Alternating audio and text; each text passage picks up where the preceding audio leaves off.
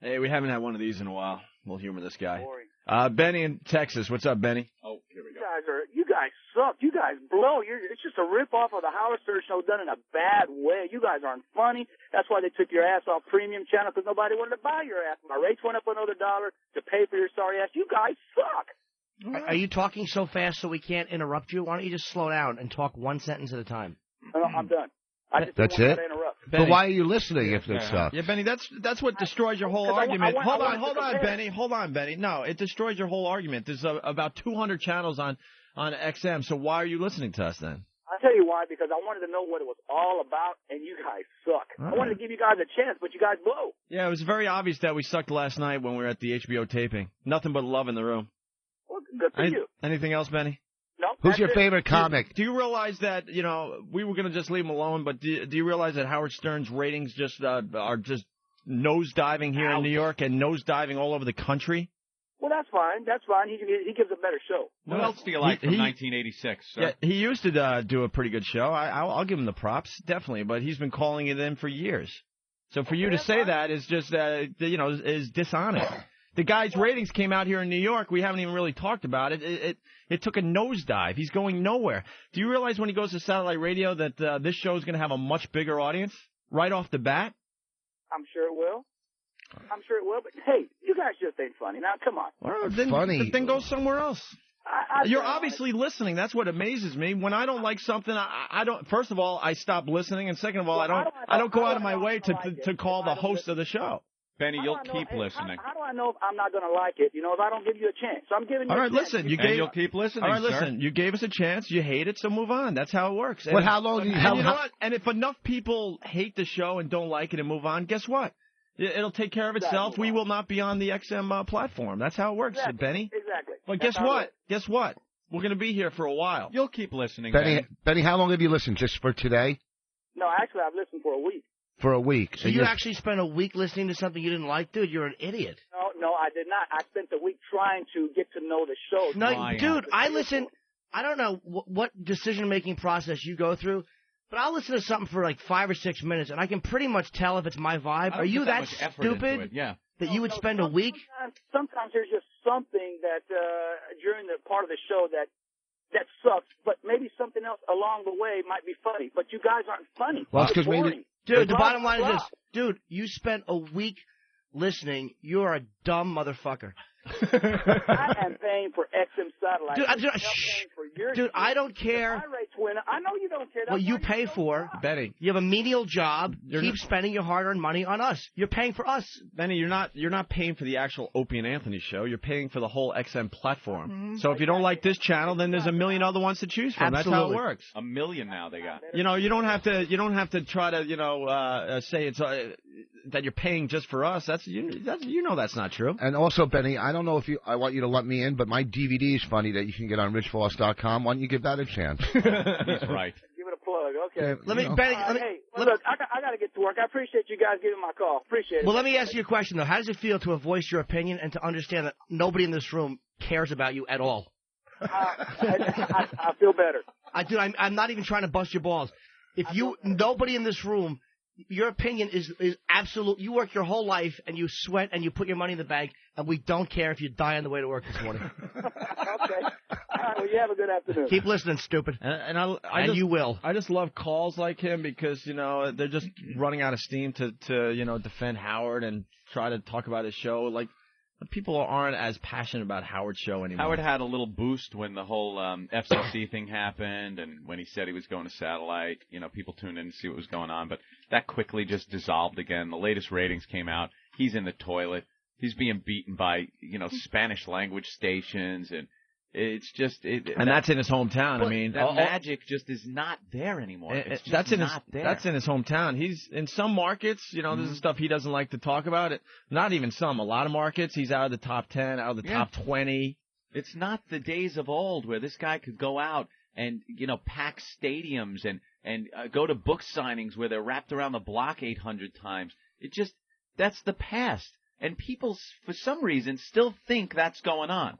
They got this fan mentality that they absolutely believe. That's the point I want to make, though. Not as many as there used to be. No, not as many at all. But there's a couple of these. There's these fans that actually believe that it's still the glory days. That calling up and going, "You suck, Howard Clones," and "Bob Bowie," and things like that are like relevant. Yeah, but what? Even still. Why can't you like two? You know, what's the difference? Why can't you like Stern? Shut up, diplomat. No. It was an irritating little bit of. Stop trying to put gems of wisdom. You're a dumb guy. Except okay, that's a good point. Relax. He's never calling you to go on the show. I know. Listen, you think I would? You know, first of all, you know I would. Steak and cheesecake. Shut up. First of all, just relax. Shut your face. No, shut up. When steak tells cheesecake it can't talk, cheesecake won't like steak. Just ride this train and shut up. You know I'm not. Just shut up. Why can't they like bullshit? Why didn't the slave masters just look at the slaves as people and everybody get along, you ideologue idiots? I don't know. Why didn't the Germans and the Jews shake hands in the 40s and cut all the malarkey out? I don't understand. Confused, naive little boy. Oh, you know what? Awful wart-ridden man. Shut your face. It's becoming more and more obvious to the people out there that Howard's just calling it in. Has been calling it in for years. He's all he does is come up with excuses why he can't do a radio show anymore. And when the fact is, he just doesn't want to do a radio show anymore. He doesn't have to. He signed up for his latest and last payday. That's it. Sirius and Mel over there, they're handing this guy $500 million. And you know what? Godspeed. Congratulations on your contract. That's a lot of money. But for anyone to sit out there and believe that this guy is doing this for the sake of radio and to make his show better and to give the people a better program, you're just being stupid. You'll see for yourself, I guess. The guy's going to collect a check, and he really has given up. He gave up a while ago. And the whole, everyone's ripping me off. It even used to be funny. It's starting to be very, very embarrassing. But now it's really stupid. Anything that's brought up, the guy insists he invented. It's been that way for years. It was funny to goof on for a while, but now it's just sad. It's like someone's grandpa sitting there just saying that, I remember that, I came up with that one. That was my idea. Shut up. You didn't invent everything. When he says that one line during that WOW thing, where it's like, tie the bandana around the car, Fred. Fred, tell him. And then he goes, I did it. I did it all, he says. He actually said, I did it all.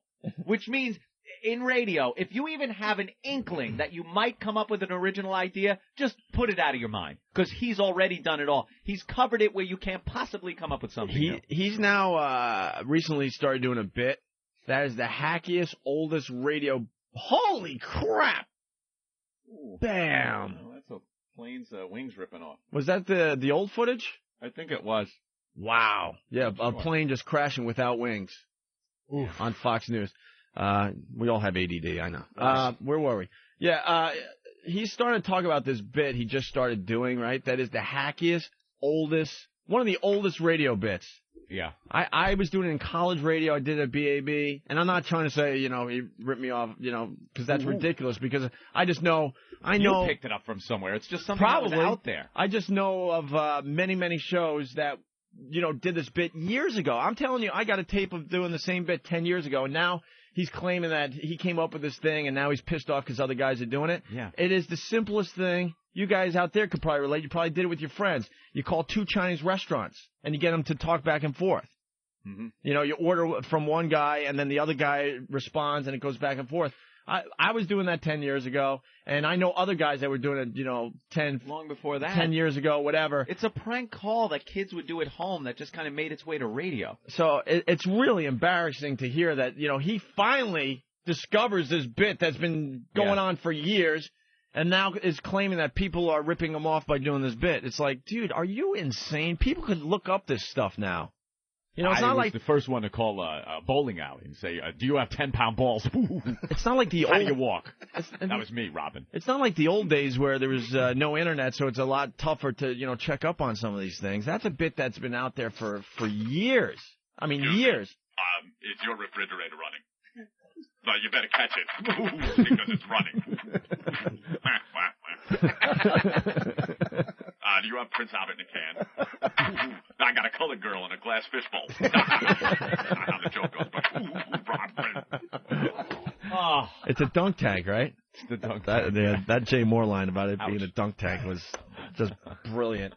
Absolutely brilliant. Yeah, Ralph, what's up? You know, another thing that Kiss Ass Dick Leno rips off is he's got this guy he calls Ross the intern. Yeah. You know, and like I don't know what that is. And he's some intern, you know, and he's like, here's Ross the intern. No, nobody did that before you. Nobody knew what an intern was before. Now, you know what? Here's a guy, a fan, pumping him up. Here's the difference between the shows. If someone called in with that with us, we would fucking destroy you. No one had interns. But, you know, his listeners have to, you know, stroke his ego, and he's actually going to go with this call like it's serious. Now he's going to go with it. What an intern was before you started profiling somebody like that, you know? I see the way I've influenced television and what has gone down in the last, since I've got on in L.A., which... Oh, my God, you can't be serious. Stop it. It's an embarrassment. It's embarrassing to listen to. Howard, you're so out of touch. You have no idea how embarrassing you sound like a doddering fool. What a buffoon to get on that mic and how he's influenced television and stop it. Yeah, you know something? The guy brought something to radio. He absolutely did. There's no denying that. At the pinnacle of his career back in, the late 80s, early 90s, the guy was the hottest thing that radio had seen in some time. But to get on and just claim that you invented everything and had this overall influence on the entertainment industry, be realistic about what you did. Be proud of it, but realistic. Christ, the guy is coming off like Jonas Salk. He forgot how to have fun on the radio years ago. Years ago. Done. Which is over, 15 years. Yeah. Hugely. Look at Friends. The way they used to talk on that show, it was so, the way you talk on the show. Yeah, I know. Even all of reality television, Friends? if you want to get right down to it. Wait, what? Reality television? Was he saying Friends? Did he say that Friends, look at the way they talk on Friends? Is this caller goofing on him? Is this caller setting him up to look stupid? He's doing a great job. Did he actually say that Friends, the dialogue in the sitcom Friends, was influenced by the Howard Stern show, and Howard agreed? Did I hear that? I'm not even joking. I want to know if I heard correctly. Wow. Let me hear that again. On that show, it was so, the way you talk on the show. Yeah, I know. Even all of reality television. Oh, okay. I got to go way back. I'm sorry. Way back. Friends. We'll just start over. Fuck it. Ralph, what's up? Another thing that Kiss Ass Dick Leno rips off is he's got this guy he calls Ross the intern. Yeah. And like I don't know what that is. And he's some intern, and he's like, here's Ross the intern. No, nobody did that before you. Nobody knew what an intern was before you started profiling somebody like that, I see the way I've influenced television and what has gone down in the last, since I've got on in L.A., which is over, 15 years. Yeah.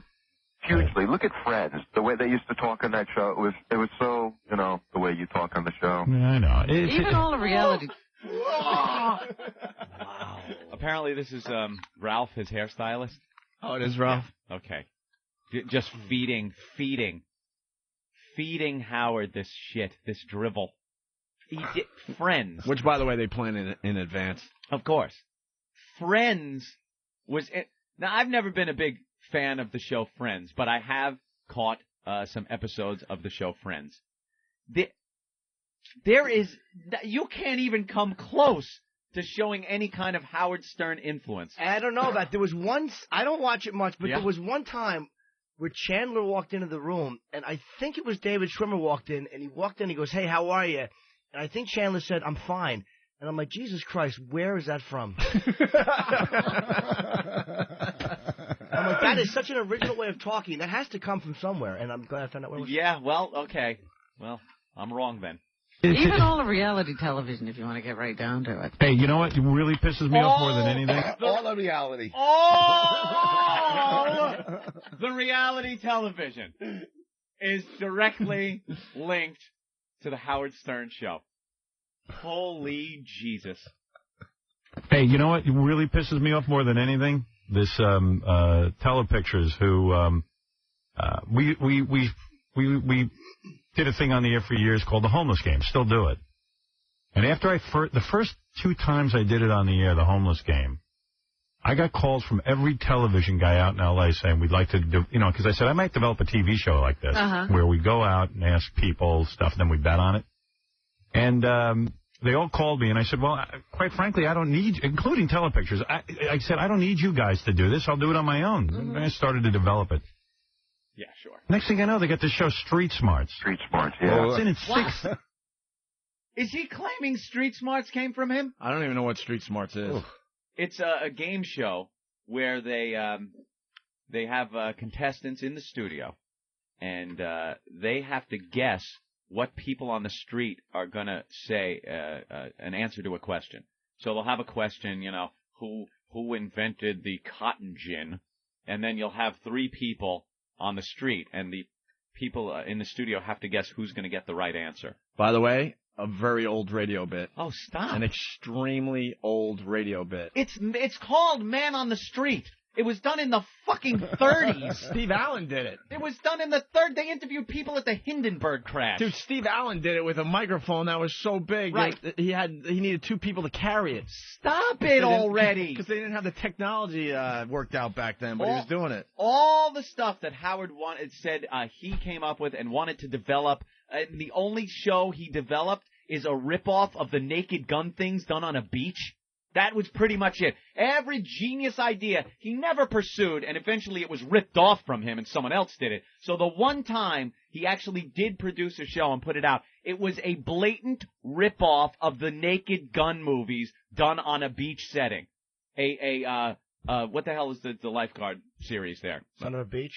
No, the one that was done with with the tits and Baywatch. The fucking Baywatch. Jesus Christ, I'm insane. Baywatch. By the way, I invented that. And it's a rip-off of Baywatch and the Naked Gun things. It's all that pun-type humor and sight gags that the Zucker brothers did. And he took that, and that's the one he came up with. All the brilliant ideas he passed by to have other people rip off from him, and that's the one he came up with. A blatant rip-off of the Zucker brothers. Stop it. You're an old fool. Oh, they got the show Street Smarts. Street Smarts, yeah. It's in its 6th season. And it's just like I don't know. It's just so weird. And they called me at the time and said, they just went ahead and did it on their own. Right. And I said, you know what? So what if they do it on their own? They did it lame. But meanwhile, they've got 6 seasons. For 6 years. They're making a lot of money off of it. It's a horrible show. I mean, they make it not funny. And it's still doing well. And I'm such a jack-off because I go, when these guys get a hold of stuff, they don't make it funny, it'll never succeed. But it does, because the world accepts mediocrity. Well, they ruined the evaluators. Are You Hot was a bad version of that. Yeah, well, forget about that. Don't even bring that up. Don't get started there. They did kill that. Don't get me nuts with that one. But I mean, basically, these guys do take stuff and make it worse. That's what makes it. And a whole generation of kids think it's... Do you remember about a year ago we were in a meeting and someone pitched a version of the street game, the homeless game, and one of the interns, who, it's not his fault, he said, that's just like Street Smarts. Yeah. I would throw something at him. Well, I get 100 letters a week. I get 100 letters a week, and people go, hey, man, I like how you rip off Jay Leno's bit, whatever that's called. Jaywalking. And you want to just pound your head into the wall because Please do. Jay Leno is so smug. Stop exaggerating. You're getting 100 emails a week. I'm saying you're ripping off Jay Leno. It's Man on the Street interviews. This is a staple of radio. Marconi did it. This is not, how do you claim something that has been done for decades, for a century? It's called a Man on the Street interview. Whether it's serious or you bring humor to it, it's still going out on the street and interviewing people. Ripping me off. He doesn't even realize, in his head, he actually believes this. What a fool. Yeah, someone's got to email me the whole recap about how he was talking about the Chinese food prank and how everyone's ripping that off. Ripping that off. A prank phone call. A bit that's been done for a really long time. Every radio guy... Alexander Graham Bell did it to Watson. Yeah, called him up, said, "Watson, come quick, I need Chinese food," and then put a Chinese guy on the other end. Every radio guy that somewhere else, I guess. Every radio guy that attempted to do, personality radio did that bit. Some really bad, and some pulled it off and did okay with it. Spicknick is on the line here. Spicknick, what's up? Yo, what's up, buddy? Hey. I was just on the internet the other day just bullshitting on E-Bounds World. Yeah. Dude, it's on there, and it's like a British DJ, and it's the exact same fucking thing. Oh, well, that's why I want to find the recap, because, like I said, the prank is you call two Chinese restaurants, and they go at each other. They have no idea what's going on. They think each place is ordering food, blah, blah, blah, and it's really, really funny. You got to do it a bunch of times to get one that you could air on the air, right? Oh, so I swear to you, I got a tape of doing it 10 years ago. I'm not trying to claim anyone ripped me off because I got it from somebody. It's just one of these prank call staples that a lot of guys just used to do on radio, in frat houses. So Howard finally discovers this prank and does it, I guess, recently, okay? Then someone calls and talks about the guy in Britain that did the exact same thing. Howard actually says the guy had to have flown to America. No. And heard his show, then flew back, and then did the prank on his radio show. What an old buffoon. But I can't find the recap where he talks about that. What an idiot. Someone brought it to our attention because actually someone out there has the actual file that I did years ago. I guess it's on one of the file sharing boards or something. So. I've read some emails and stuff from people and posts on the message boards that say, why do you even talk about them? Why do you even address things like this? Because somebody has to point this out. He's got, how many years has this guy gone on and just spouted this crap? It has to occasionally be pointed out. Well, and you can make jokes, whatever, but, I'm speaking up for a lot of the DJs that were ripped off by Howard. Yeah. And then Howard, squashes them and makes them look stupid because, his listeners will believe whatever he says. Yep. And a lot of guys had some really, really creative bits out there that were stolen from, that Howard stole. But Bongo is one of the biggest ones. It's a known fact. And before the internet, you could get away with that crap. And he did. And that's why I'm convinced that's why he yells and screams the most about how everyone's ripping him off, because he's the biggest rip-off artist out there. Two poor bastards trying to eke out a living on the radio in Maine came up with butt bongo. They would play music and take the chick and have her naked and play the bongos on her ass.